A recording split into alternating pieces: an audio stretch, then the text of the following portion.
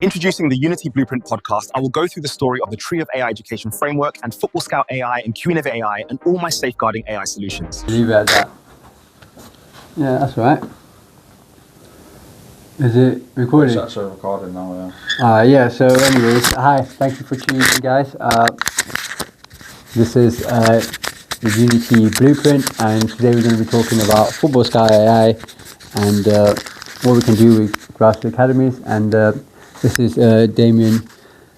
He's also a coach, an FA verified coach for Pickering Football Club, is it? Locally. FC, local grassroots team. Nice. Thanks for having me. Oh, welcome, mate. Always a pleasure. So tell me about your team. Just tell me about how what happens, what's the structure, does anyone get signed or anyone gets recognized, I just need more information about it. Well, if I could give you some background about our club specifically, we started in 2024 in June, so we've only been going a year and a half. We started off with 4 teams and we've risen to a 6-team club now. Oh wow. Across the ages of, it's between under 9s to under 15s we've got teams. Right, okay.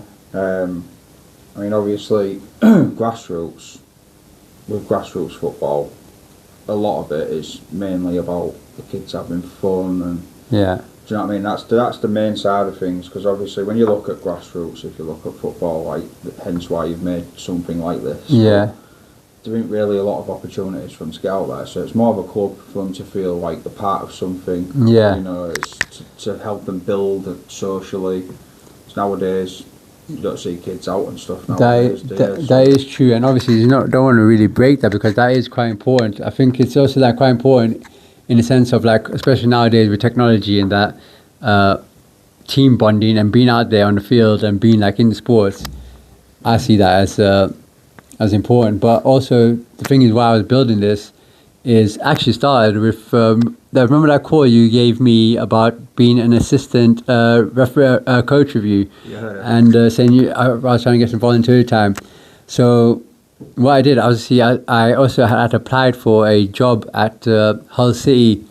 They were looking for a scout, and they basically offered me a freelance scout, and I think they offered me a freelance scout, and they gave me a software basically that were I think it was called, don't really want to say the names, but what's it called? But I think I missed the deadline. But I was too much into building my AI systems. But when it came to December and Man United was just awful, basically, I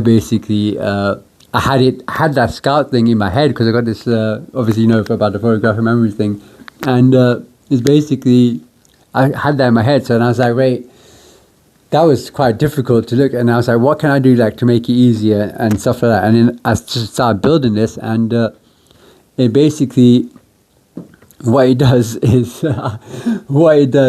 it gives this opportunity to not just be say, for example, if you're going to be it's hard to get in the Premier League, we know that. Championship is obviously the next thing. I was watching some guys on YouTube getting them up to Championship, but the way they were standing there and giving the talks, it's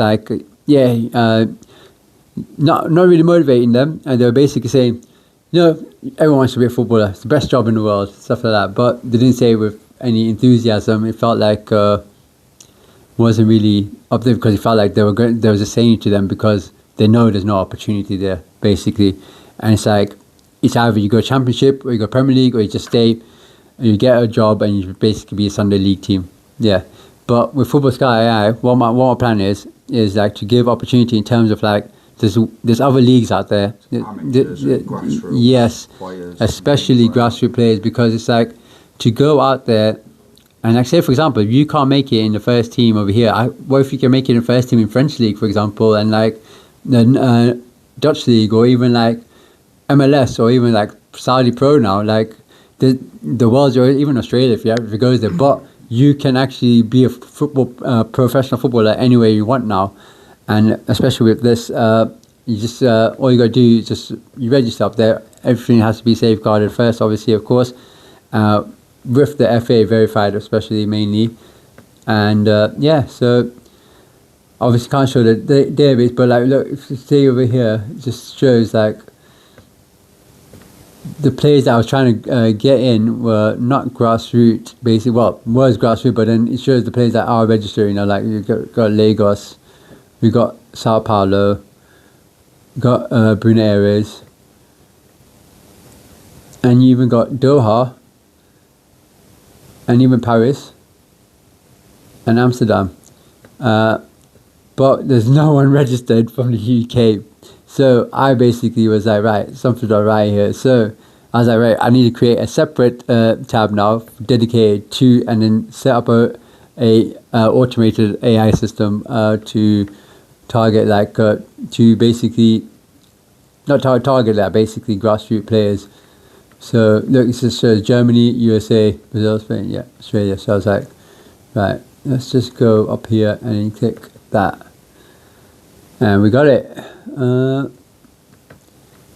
So got like targeting like Newcastle, Hull, obviously mainly because we based in Hull, so we want to start off from home first, start local first, and yeah, just work our way around. But these are the heat maps basically. It just shows like London's already got it pretty much, Manchester pretty much got it, but like the blue maps, that just shows where all there's hidden talent there, and they're not getting.